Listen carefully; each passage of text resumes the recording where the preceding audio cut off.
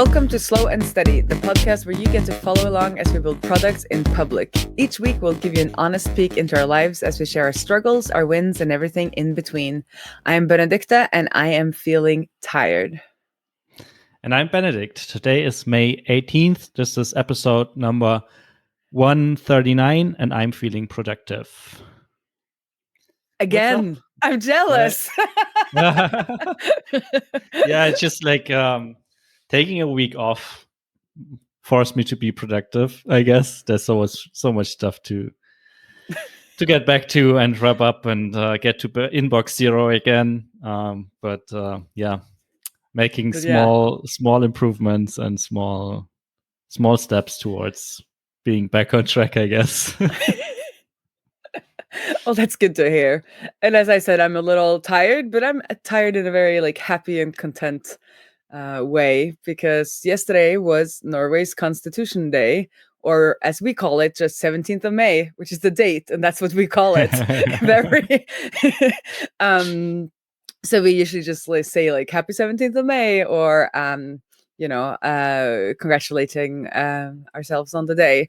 And it's a big thing in Norway. If you're ever planning to come to Norway in May-ish, I would come for the 17th of May, because it will blow your mind. I think it's one of the most distinct ways of celebrating a national day. It's also it's our national day, but it's the day we got our constitution. And I don't really know why. I should probably know why, but it's become the kids' day. So in Oslo, there's a big parade with kids that goes through all of the town and then up to the castle where the king and queen and our heir, waves and stuff like that. But that's kind of the official part. And the other part is that, we'll just hang out with our favorite people, and it's often the local community is very active. And here in our neighborhood, we have a big party at the end of the day, from the afternoon and all through the evening and into the night, where we just all sit together in our kind of public square and have what's it called, potluck. Everybody brings something and contribute something, and then we just hang out.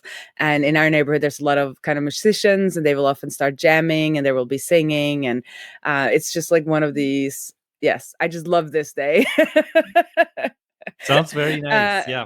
Yes, it is. And I think Lillian was ecstatic because somebody at school told her that it's the rule that you're allowed to have as many ice creams as you want when you're a kid on 17th of May.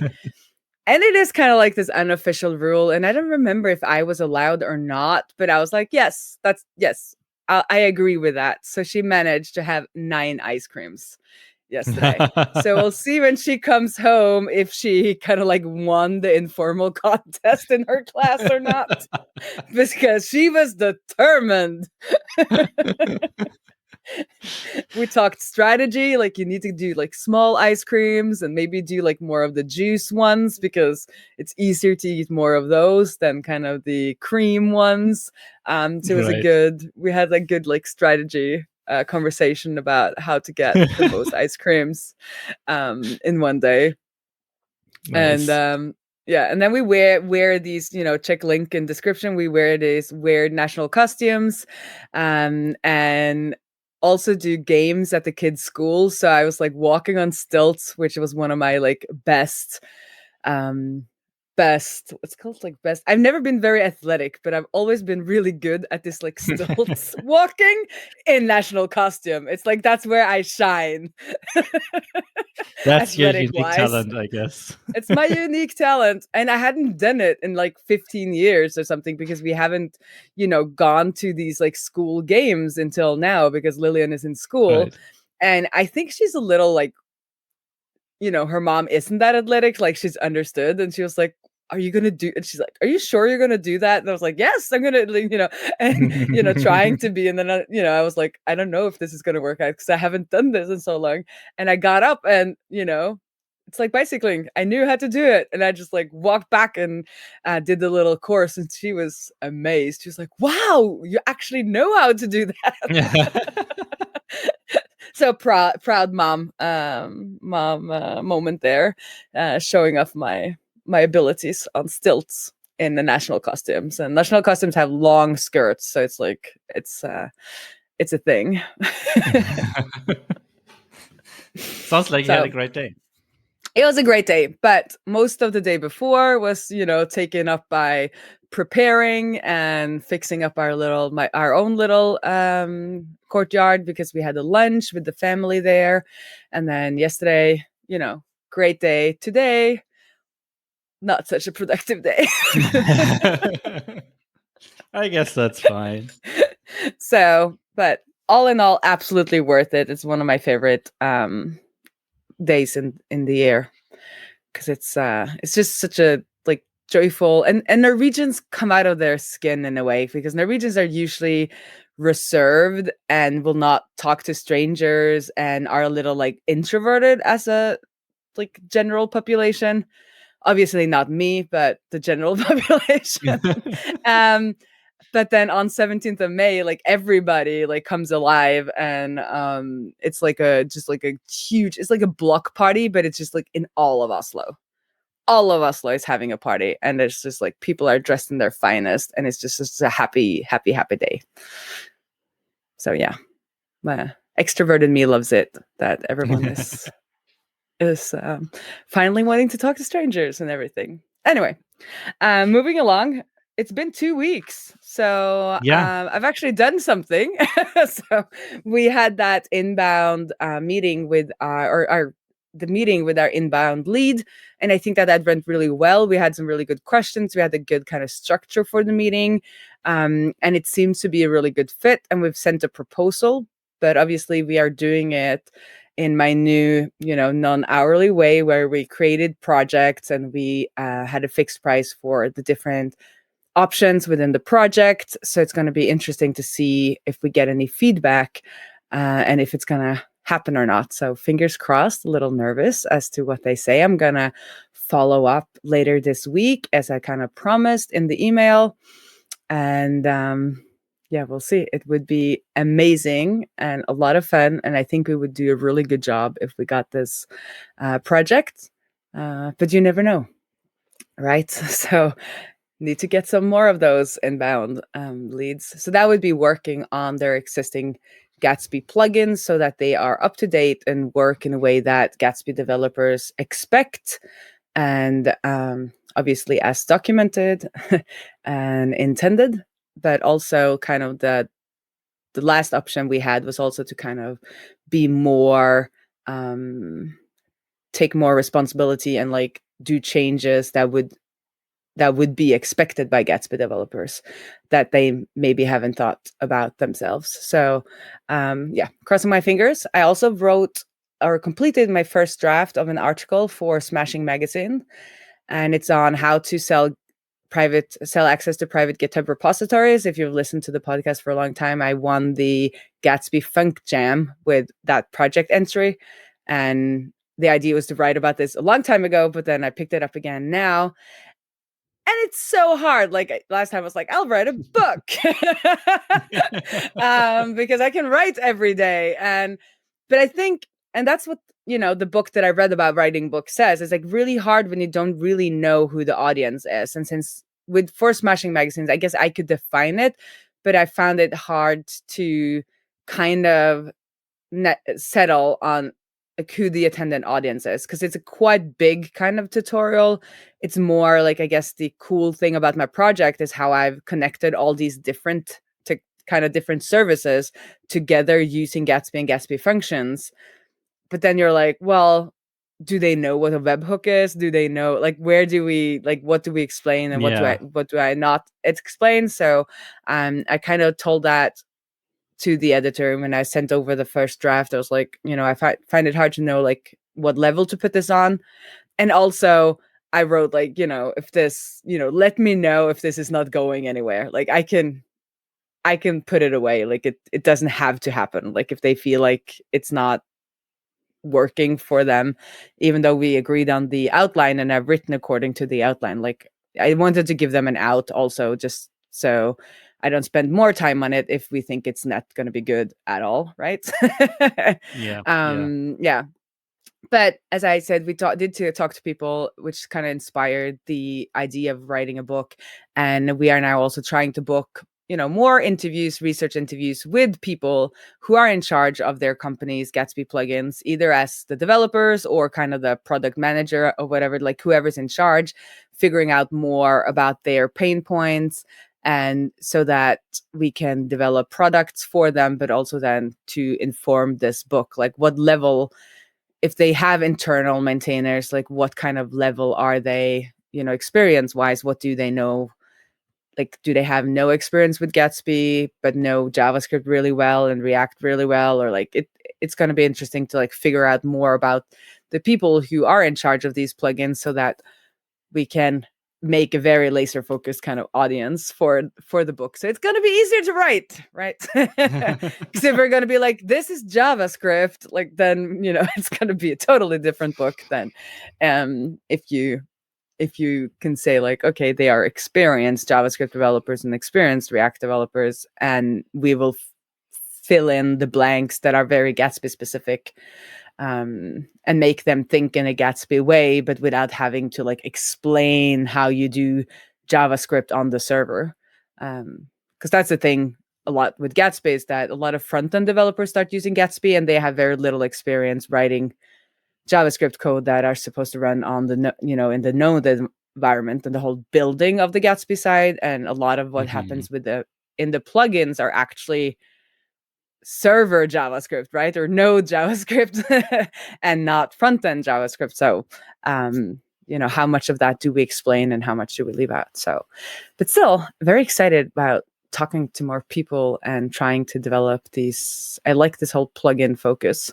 So since we are on the plugin, we are planning to, I guess I think I have a quotation mark ship in my notes because we started working on a Gatsby plugin, or Gatsby Stripe donation plugin. I'm not quite sure what I called it, but it's if you're going to do pay what you want, or like a tip jar or donation plugin where the visitor decides themselves how much they're going to give you with money, you need a server side function or something running on the server side, because Stripe wants you to create a Stripe checkout session with the secret key, and you can only do that on the server. So I created kind of a proof of concept. How can we put this into a plugin? Because Gatsby plugins also support kind of bundling serverless functions within their plugins and within the plugin structure, which kind of makes it really powerful. I haven't seen anyone really do it yet. So I kind of just wanted to proof of concept that before Christmas.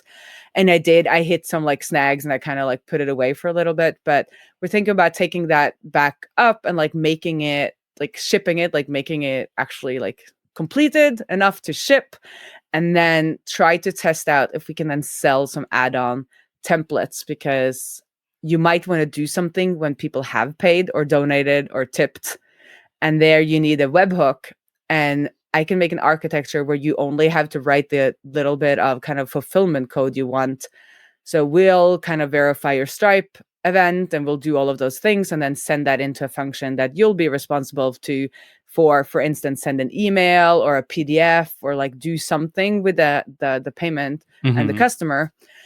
And then I thought, okay, we could maybe then sell a little bit of an add-on where we have maybe 5 to 10 different templates that they can copy paste as a starting point for doing different types of fulfillment, and see if that's something people would like to pay for as like a little thing, like one of the lowest rung on a Gatsby plugin ladder.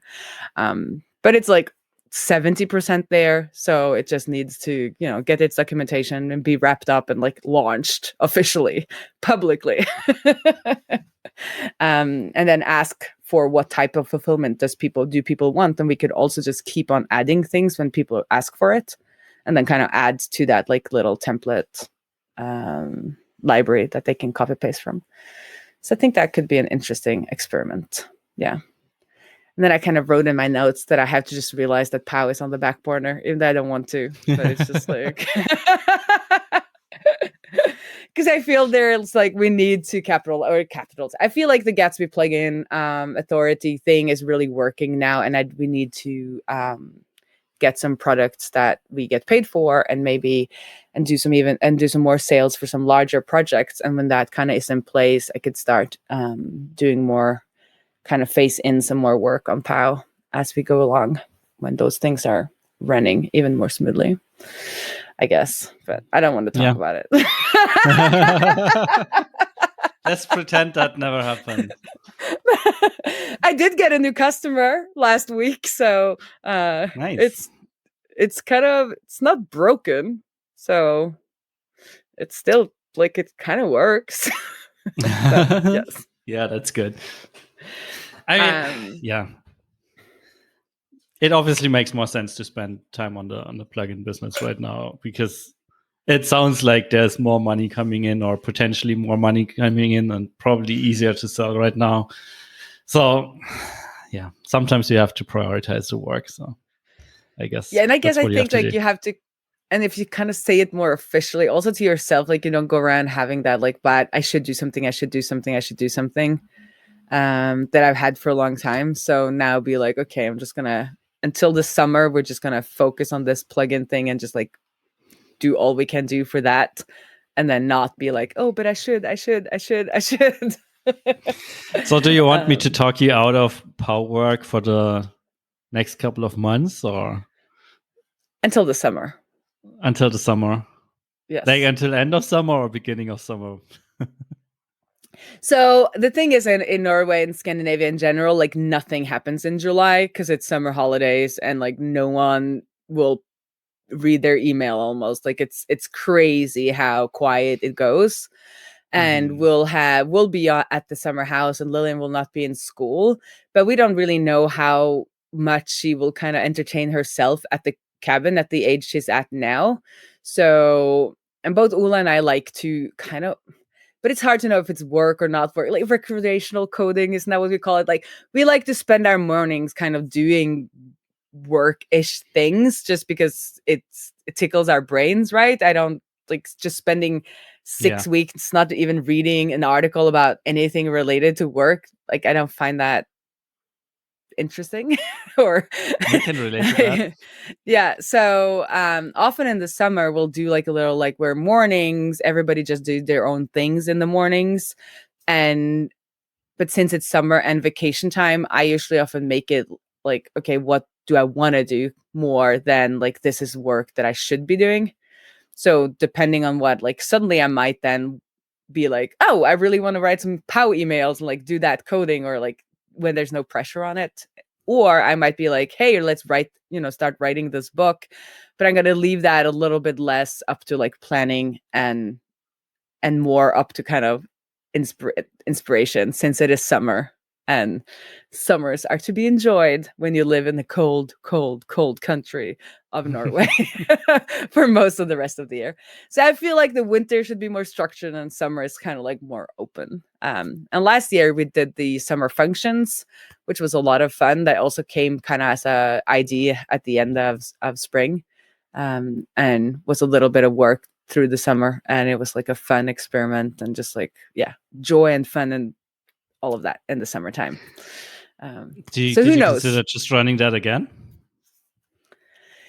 I did, but it feels, if I would do something like this year, I think I would do it more on the plugins, and I don't think like the plugin people will, because I feel like even other countries there's like a slowdown during the summer. Because what we found with the serverless function focus is that it was kind of hard to explain or sell, or I don't know, there was something with like the serverless thing that wasn't Gatsby specific enough, or it was like I know the people who participated found it very valuable, and I found it like interesting to teach, but it was like a hard thing to explain, like what are you actually buying when you do the serverless functions thing, because it's more kind of like an add-on, or I don't know. So I think so we could do it, but I don't think it would. Like I think my experience was that it doesn't kind of sell itself. Yeah. Even though nothing sells itself, but it was a hard sell. Because people aren't looking for it as much. And what I've also found is like a lot of the things that I enjoy teaching and explaining is not beginner specifically, but like beginner programming things. It's more like mid-level, and those people usually have jobs and have less time, and that's where kind of like that book idea comes more in. It seems like when you're like above the beginner level, you are more interested in like better docs and better like more books and written stuff than like being in kind of a cohort thing, it feels like. But I haven't sorted this completely out yet in my mind. But so if we're going to do more of a bootcamp thing, I think it would be more like getting up and started with Gatsby or something like that. Where more like sense. Beginner, where people who know like a little bit of JavaScript have started like playing around, like we could do summer bootcamp with them where they kind of get started with Gatsby, make their first site with Gatsby, and then we could add in some information about serverless function because it's not that hard if you know a little bit of JavaScript, and we can do some fun things with it. But yeah, something like that. So no. And also last year, Lillian was in kindergarten, so she had less summer holidays. So this year she has a lot more summer holidays. Oh, that's nice. Well, for her, maybe not for you. And also last year, we couldn't really travel anywhere, so it was like, it was fun it was actually like really rewarding having something, happening every week to like connect with people. But this year we are doing, going to the cabin. We're going to have a bunch of friends coming over to stay at different times. And it will be a lot more focus on hanging out with friends in real life, eating and talking and hugging and all of those things. So even though we maybe could do something, I kind of want my summer to be a lot freer in terms of time this year. Yeah. Makes sense. That ended up being a long one. Long talk. Well, it's been 2 weeks. We skipped last week. It's been 2 weeks. It's been 2 weeks. What have you done? Nothing. No, just good joking. On you. It's not too bad. I took last week off, and that's why we didn't record. And I managed to stay away from work for the most part for that entire week. I just checked email once per day and Slack once per day just to see if there's nothing on fire. Like, I didn't even bother to actually mark everything as read or anything, just like checking subject lines if some of the notifications sounded like something's on fire, which was the case. So yeah, was able to mostly unplug and instead get stressed out by vacation activities and like fitting everything we wanted to do in 1 week. And then at some point being pretty tired just because we did so many things. So you tried to have a very productive, vacation. Well, productive, yeah, in a way. Like, we had a checklist of things we wanted to see and do, and we tried to get through it in 1 week, or like 7 days. And we mostly made it. Like, we had one thing on the list that we wanted to do a ferry ride, but we missed the boat by like 2 minutes. We saw it leaving. So that didn't happen, but we had a nice day regardless. So overall, pretty happy. You get a gold star for only checking once a day. Thanks. Yeah, and I mean, we got lucky that we didn't have to check it more. Like, I didn't get out my computer, at least not for work stuff. So that part worked.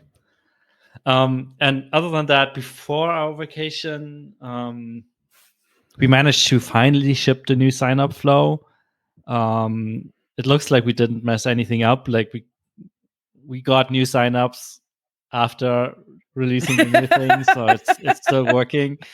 Like, that's always after we shipped it. Like, it was eagerly waiting for the next trial to start, like, just to be sure that we didn't mess it up and it's still working. And apparently we did not mess it up. And yeah, pretty happy with it because I think it's really cool.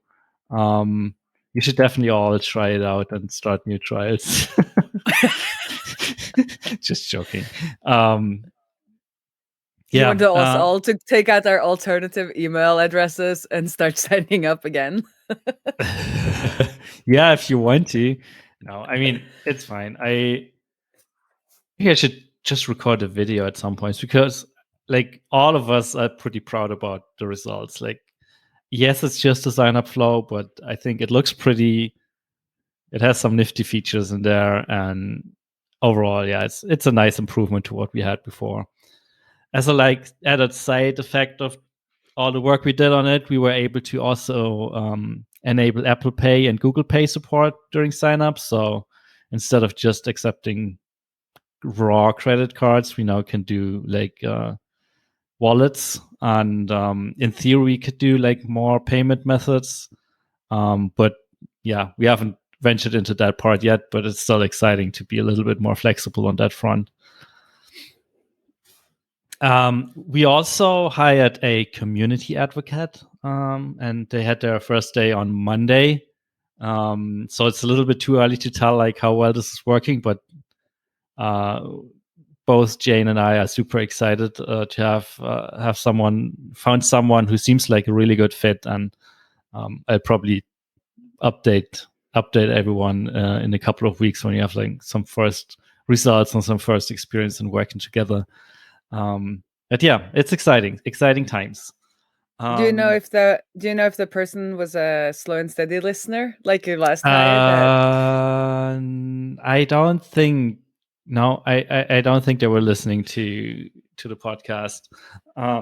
But funny story, they applied to a job at AppSignal back in the day when I was writing guest posts for them, and the job was about like basically managing the guest post authors and doing editing on that stuff. So we almost worked together a couple of years ago, which didn't happen in the end, but it's still funny. Yeah, so Small world. It's definitely a small world for sure. Other than that, yeah, basically this week is mostly catching up on stuff that didn't get attention last week. Getting to inbox 0 again. I was at inbox 200 something.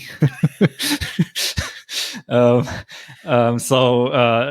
down to just 1 by now. So I should get it done again this week.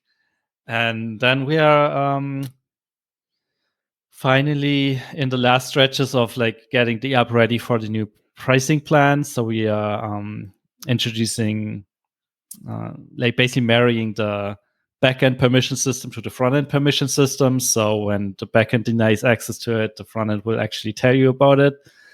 And depending on what part of your application you access and what plan you're on, you will be greeted with a nice teaser to upgrade to the higher plan and stuff like that. So yeah, we are getting excited. Like it's close. Like we're about to release the new pricing in a couple of weeks. Probably not this week, probably not next week, but this quarter we should finally make it, and then let's see how that changes the overall dynamic of the quarter very soon over. We still have like 6 weeks, right? Okay, we do. January, February, so this April, quarter May, is June. Yeah, April, May, June. So we have 6 weeks. For those of you who are not on the recording, I've been like looking at my fingers counting because somehow dates and months are not easy for me. But yeah, no. So we have all of June for it to be this quarter. That's true. That I feel better now. Yeah, thanks. I feel better too. Yeah. Just 2 weeks would have been a stretch, I guess. But yeah. I mean, we see. I hope nothing.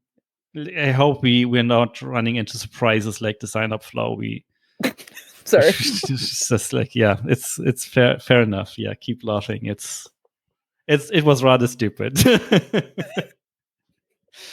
But I guess it was a good learning experience for both of us, like, both Leo and me. And we had a call on Monday and basically talked about learnings from this, and we decided to,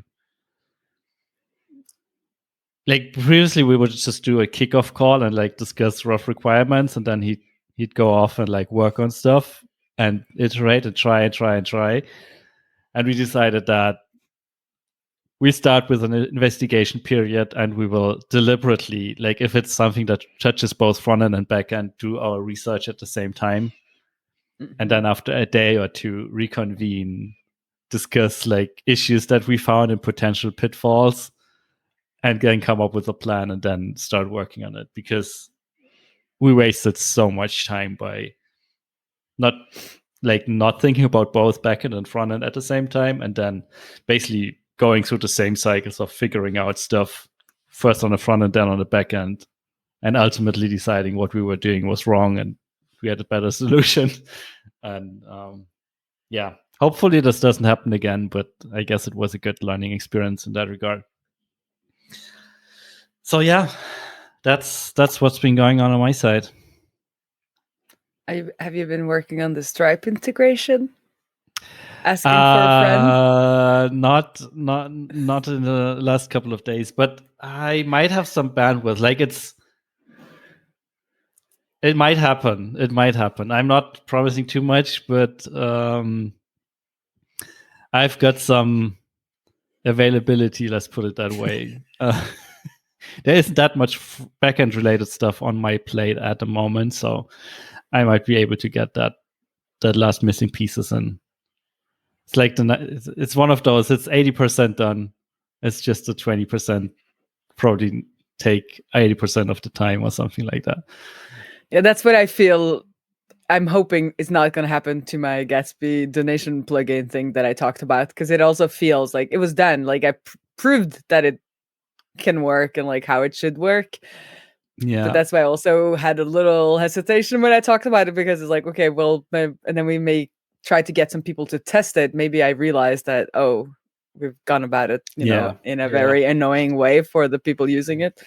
But yeah, what can you do? You just have to try to finish and wrap it up and ship it.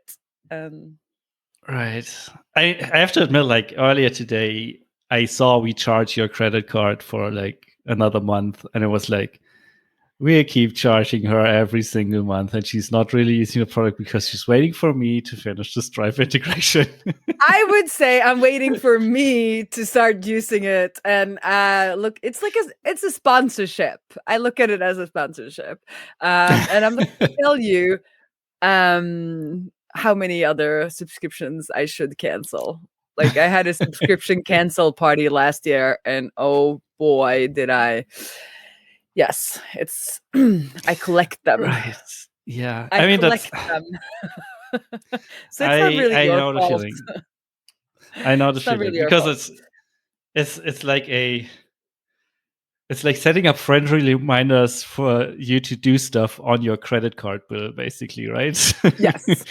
including the punishment fee for not doing it.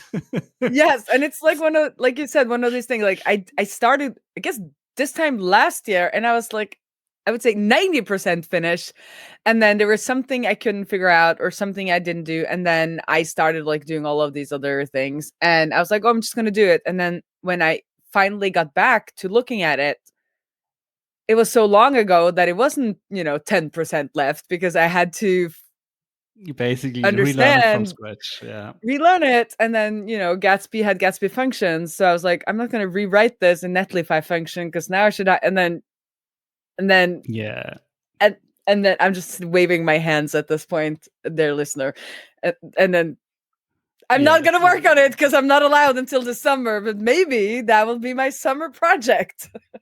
Yeah, maybe. Get this thing finally done so we can start up the next year by like surveying our people when they cancel, and surveying the users when they have used the product, which I think is more interesting. Like the people who have not canceled POW, like why are they like, what is it with POW that they really like, so that we remember to kind of keep that part when we move forward, hopefully at some point with features. Because it's, I guess you're not just supposed to ask the people who cancel, because there are some people who don't, and those are actually more interesting than the people who cancel.